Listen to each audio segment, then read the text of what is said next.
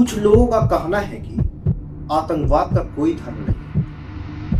कुछ लोग सही कहते हैं आतंकवाद का कोई धर्म नहीं होता। ये बात बिल्कुल ठीक है, क्योंकि आतंकवाद का धर्म नहीं होता, मजहब होता है।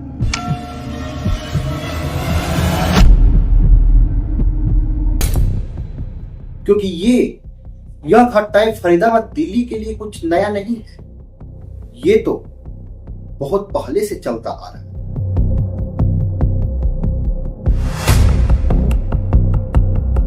Is confident that even if 10% of the total Muslim population rally behind it, अगर पूरी मुस्लिम जनसंख्या का 10% भी PFI के साथ आ जाता है, PFI would subjugate the coward majority community। उसके बाद PFI जो बहुसंख्यक कमजोर और डरपोक समुदाय है उसको उनके घुटने पे लाएगी and bring back the glory, और इनको इस्लाम में दाखिल। तो ये किसी भी धर्म के बहुत ही अगेंस्ट है। इसकी जितनी भी भर्त्सना एक सामान्य व्यक्ति करे वो बहुत ही कम है। अगेन जो दूसरे देशों से इन्होंने मदद मांगी है, in the scenario of full place throw down with the state, इसका मतलब होता है राज्य के विरुद्ध पूरी तरह से लड़ाई के समय, apart from relying on our trained PE cadres, हम अपने पीई कैडर्स के अतिरिक्त we would need help from friendly Islamic countries, हम इस्लामिक कंट्रियों से मदद चाहते हैं। यह 1947 से चलता आ रहा है। अब तो खैर इनकी जनसंख्या बढ़ चुकी है, लेकिन ये अभी भी इतना नहीं हुए कि हिंदुओं को मात दे सके। जितना भी मजहबी विचारधारा के लोग हैं, चाहे वो पढ़े लिखे हो चाहे वो जाहिल हो, सारे मुसलमानों के पास कुछ ना कुछ हो सकता है। अगर इनके मदरसों को जांच 1 लाख रुपए 40 यहाँ पर प्रिंसिपल कौन है? अच्छा, आप कब इधर देखिए, कब से पढ़ा रहे हैं आप? यहाँ तकरीबन 2010 से। सैलरी कितनी आपकी है? 80,000। आपको पता नहीं प्रिंसिपल क्या यहाँ पर है? पैसा भी आया है तो याद नहीं आ रहा। अरे आपको जब याद नहीं प्रिंसिपल तो बच्चों क्या पढ़ाएंगे आप? 1,000। सैलरी कितनी है आपकी? 1 लाख रुपए। कितने बच्चे पढ़ते हैं यहाँ पर? नहीं, कितने बच्चे यहाँ पर पढ़ते हैं? सर दर्द कर रहा है। अब टीचर यहाँ पर है? सैलरी कितनी आपकी है? 40-42 हजार। 40 या 42? अब वो कंफर्म बताइए, 42 कितना है? 40-42 भाई देखो, अनुचर यहाँ पर है, इनको खुदा नहीं पता है कि इनकी सैलरिया कितना कर रहे हैं। 40 के 42, गजब तमाशा यहाँ पर है। कितनी सैलरी है? कितनी? 40 के 42। अब सोचो, आखिर इन मदरसों में क्या पढ़ाया जाता होगा, इन बच्चों को क्या सिखाया जाता होगा, क्योंकि ना इनमें साइंस है ना मैथ है, सिर्फ अरबिक और पता नहीं क्या क्या। जो हमारे ही टैक्स लेकर इन मदरसे छाप मौलवियों को सैलरी मुहैया करा रहा है, वह हमारे खिलाफ इन्हीं सैलरी का प्रयोग करके षड्यंत्र रचेगा। क्या इनकी जांच सरकार नहीं करा सकती? और जो इन मदरसों में पढ़कर डॉक्टर इंजीनियर बनता है, वह क्या इलाज करता है और क्या षड्यंत्र रचता है, वह तो आप फरीदाबाद और दिल्ली के ब्लास्ट में समझ ही गए।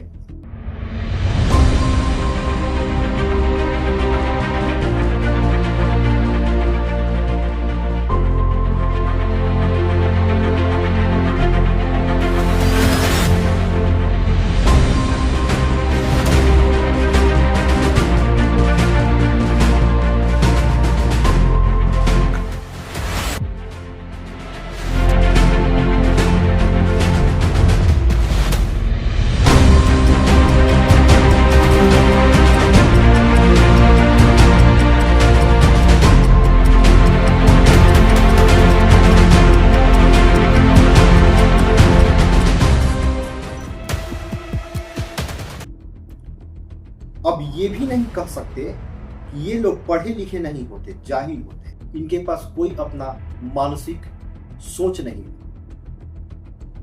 ये पढ़े लिखे भी होते हैं और जानकार भी होते हैं, क्योंकि ये काफिरों की हत्या करने में तनिक भी नहीं समझते। चाहे यह किसी भी पोस्ट पर वह काफिरों और मूर्ति पूजकों के अहित के बारे में ही सोचते रहे, क्योंकि इस्लाम का उत्पत्ति ही मूर्ति पूजकों के विरोध में किया। काफिर मुशरिक हमारा दोस्त नहीं है, नहीं है, नहीं है, हमारा नहीं हो सकता। उनको सिर्फ मारना है, सिर्फ उनको कत्ल करना है, जो हमारे इस्लाम का भी हुक्म है, समझ गए? हमारे नबी कहते हैं काफिर मुशरिक कभी मुसलमान का दोस्त नहीं होता। लेकिन अंकल कह रहे अमन होना चाहिए। कैसे अमन होना चाहिए? हक ये है कि मुसलमान के ऊपर कोई जो है ना एक उंगली उठाए, मुसलमान जो है ना उसको पूरा उसका हाथ ही काट दे, उसका सर इधर से अलग कर दे। ये हमारे नबी का भी फरमान है। काफिर मुशरिक हमारा दोस्त कभी नहीं हो सकता। अमन कैसे होगा? हमारे छट्टे बट्टे जो बड़े अफसर, वजीर आजम, हमारे बड़े लोग सारे उनके चमचे हैं।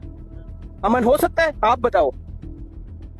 और ऐसी घटनाओं का अंजाम देना ये बाबर के औलादों के लिए आम बात नहीं है। और ये कोई गलत थोड़ी कर रहे हैं, ये तो सिर्फ अपने धर्म का, मजहब का काम कर रहे हैं। क्योंकि इनके मजहबी किताबों में लिखा है कि जब भी मूर्ति पूजकों की आवागमन ज्यादा बढ़ने लगे या कोई भी धार्मिक मूर्ति पूजक आसपास हो, उसको मौका मिलते ही तुरंत मार दो, उड़ा दो, कन्वर्ट कर दो, कुछ भी कर दो, लेकिन उनके साथ गलत करो। अब आप ही सोचो ना, जो व्यक्ति निरपराध जीव जंतुओं की हत्या करने में तनिक भी नहीं घबराता, जिनकी किताबों में निरपराध जीव जंतुओं का हत्या करना, गला रेत रेत कर मारने जैसे आदेश और भक्षण करना सिखाया, क्या वह प्रवृत्ति दैत्य या राक्षसी प्रवृत्ति नहीं है? जो व्यक्ति दिन रात रक्त ही रक्त देखता हो, जो व्यक्ति दिन रात जानवरों की हत्या कर रहा हो, कभी किसी को मारने में तनिक भी संकोच करेगा? एक कहावत है, अगर 2 दिन कुत्तों को रोटी डाल तो वह भी अपना हो जाता है। इन हरामखोरों को 1947 से पाल रहे, फिर भी हमारी ही जड़ें खोद रहे। मुल्क हमारा है, अच्छी तरह समझ लीजिए, ये हमारा मुल्क है और जो हमारी जिम्मेदारी है इस मुल्क के लिए वो हम निभाएंगे हर हाल में इंशाअल्लाह। कोई समझौता नहीं होगा उसको। हमारा मजहब अलग है जरूर, हमारा लिबास अलग है, हमारी तहजीब भी अलग है, हमारे खाने पीने का तरीका भी अलग है। और तुमको अगर बर्दाश्त नहीं है हमारा मजहब तो तुम कहीं और चले जाओ। मैं तो ये सोच के हैरान कि इन मजहबियों ने अपने मजहब के आधार पर 2 देशों का चयन किया। वह भारत में कौन से अधिकार जमाने की कोशिश कर रहे हैं?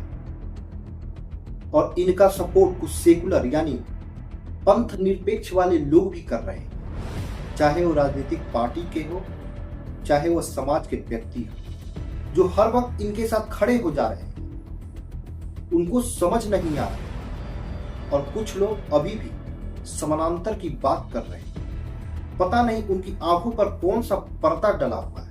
आज भारत देश के आंकड़ों को निकाला जाए तो पता चलेगा कि हर रोज हिंदुस्तान ही नहीं पूरे विश्व में न जाने कितने हिंदू लड़कियों को मजहबियों द्वारा लव जिहाद में फंसाया जा रहा हो, न जाने कितने हिंदुओं को सरेआम हत्या किया जा रहा हो, न जाने कितने हिंदुओं को कन्वर्ट कराया जा रहा हो, न जाने कितने साधु संतों को धर्म न मानने पर हत्या किया जा रहा हो, क्योंकि कुछ खबरें छुप जाती हैं और कुछ खबरें दिख जाती हैं।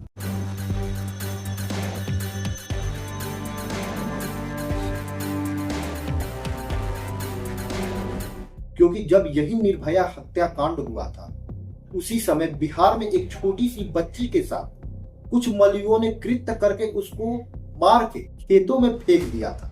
लेकिन आज हमारे देश की स्थिति यह हो गई है, पता नहीं क्यों हमारे देश में एक ही मजहब को ही विशेष क्यों माना जाता है, मतलब कि सर्वोपरि माना जाता है और दूसरे धर्म को तो छोड़ ही दिया जाता है। कुछ मजहबियों को टेलीविजन चैनलों पर आकर कहते हुए मैंने सुना है कि भारत को आजाद कराने में मुस्लिमों ने अहम भूमिका निभाई, यानी मुसलमानों को लगता है कि वो देश के लिए ज्यादा बलिदान हुए, देश के लिए ज्यादा खून बहाए, वो अपने आप को ताकतवर और निर्भय दिखाने की कोशिश करते हैं। तो मैं उनसे एक प्रश्न पूछता हूँ कि अरे मुगल के नाजायज औलाद, डरपोकों कायरों, चलो मान लेते हैं कि मुसलमान ने इस देश को आजाद कराने में अपना अहम भूमिका निभाया, लेकिन इनसे मेरा प्रश्न है, जब तुमने देश यानी भारत को आजाद कराया तब तो भारत का खंड था, और जितना तुम लोगों ने खून बहाए, जितना तुम लोगों ने बलिदान दिए, उससे ज्यादा तो तुम अखंड भारत के सीने पर आरी चलाकर भारत से धर्म के आधार पर लड़ झगड़ कर 2 हिस्से तो लेकर चले गए। उसके बाद अब भारत में फिर से कौन सा हिस्सा लेने की कोशिश कर रहे हैं, फिर से कौन सा अधिकार मांग रहे हैं। अगर तुम शक्ति की बात कर रहे हो तो मैं तुम्हें तुम्हारी शक्तियां याद दिलाने में तुम्हारी हेल्प कर देता कि तुम कितने शक्तिशाली हो। पहली बात, अगर तुम इतने ही शक्तिशाली थे तो तुम्हारी पूर्वज तलवार के दम पर सलवार कैसे पकड़े। चलो हम दूसरी बात करते हैं। अगर तुम इतने ही शक्तिशाली थे तब भारत और पाकिस्तान का जब बंटवारा हुआ तो जो पाकिस्तान की सेना थी वो भारत के थी ना पहले। तो जब भारत और पाकिस्तान की लड़ाई हुई तो भारत के 1400 सैनिकों के आगे पाकिस्तान के 93,000 सैनिकों ने आत्मसमर्पण कर दिया। वो कैसे? ये मेरा सिर्फ और सिर्फ उन लोगों से प्रश्न है जो राजनीतिक पदों पर बैठे हुए हैं, जो उन्हें सपोर्ट करते हैं। हम ऐसे देश में जी रहे हैं जहां पर नरेंद्र मोदी देश के प्रधानमंत्री रहते आप यमन में जीना चाहती हैं? उन्होंने कहा आप सीरिया में जीना चाहती हैं? मेरा सवाल हाँ, बताइए। उन्होंने वायनाड के लिए कहा कि राहुल गांधी वहां चुनाव इसलिए लड़ने गए हैं क्योंकि वहां पर उनको मालूम है कि हिंदू उन्हें वोट नहीं करेगा। हम एक ऐसे दौर में जी रहे हैं जहां 303 मेंबर ऑफ पार्लियामेंट में एक भी मुसलमान बीजेपी की तरफ से नहीं है। तो आप ये बताइए कि ऐसे वक्त में जहां की पूरी पॉलिटिक्स एंटी मुस्लिम एक पिलर पर बेस्ड हो, वहां आप एक तरह के एक रिजिड लीगल सेक्युलरिज्म में ऐसा लगता है कि फंस गए। चलिए ठीक है, आप पाकिस्तान में रहना चाहती हैं जहां पे हर जुमे को मस्जिदों में बम फेंके जाते हैं? मैं हिंदुस्तान को बेहतर बनाना चाहती हूं। आपने जुमला ये नहीं कहा। मैं हिंदुस्तान को बेहतर बनाना चाहती हूं। जी नहीं, आपने जुमला कहा हम ऐसे मुल्क में रह रहे हैं। किस तरह के हिंदुस्तान? जी नहीं, आपने जो जुमला कहा है वो कहा है हम ऐसे मुल्क में रह रहे हैं। तो आप पाकिस्तान में रहना चाहती हैं जहां पे हर हफ्ते हर मस्जिद में बम फोड़े जाते हैं? आप सीरिया में रहना चाहती हैं? आप यमन में रहना चाहती हैं? आप कौन से मुल्क में रहना चाहती हैं जहां लोगों के इंटरेस्ट जो हैं, उनके हुकूक महफूज हैं? और मुझे कोई एक मुल्क का नाम बता दीजिए। आप जिस मुल्क में रह रही हैं वो मुल्क वो है जहां देवबंद वालों को इसकी इजाजत है। ये किताब देवबंद में निसाब का हिस्सा है, सिलेबस का हिस्सा है ये किताब। इसमें जिहाद, कुरान कहता है उज़ीना लिल्लज़ीना युक़ातलूना बिअन्नहुम ज़ुलिमू, लड़ने की इजाजत सिर्फ उनको दी जाती है जिनके खिलाफ लड़ाई लड़ी गई है, उन पर जुल्म किया गया है, उनको उनके घरों से निकाला गया है। और देवबंद क्या बताता है जिहाद का मकसद क्या है?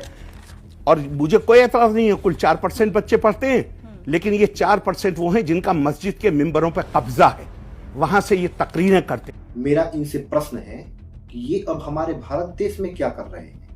इन्हें तो बोलने का अधिकार तक नहीं होना चाहिए, इन्हें कोई भी सरकारी लाभ भी नहीं मिलना चाहिए, ना ही इन्हें जमीनी अधिकार मिलना चाहिए। अगर इन्हें अधिकार चाहिए तो इस देश से कहीं और चले जाए, जहां भी जाना था वहां जाए, लेकिन सांस्कृतिक धरती को गंदा ना करें। अगले वीडियो में फिर आपसे मिलेंगे एक नई रिसर्च के साथ, क्योंकि हमारा रिसर्च अभी भी जारी है उन लोगों के खिलाफ जो हमारे देश को गंदे करने में लगे, उन राजनीतिक पार्टियों के खिलाफ जो हमारे देश को नष्ट करने में लगे। जय श्री राम, भारत माता की जय, जय हिंदू राष्ट्र।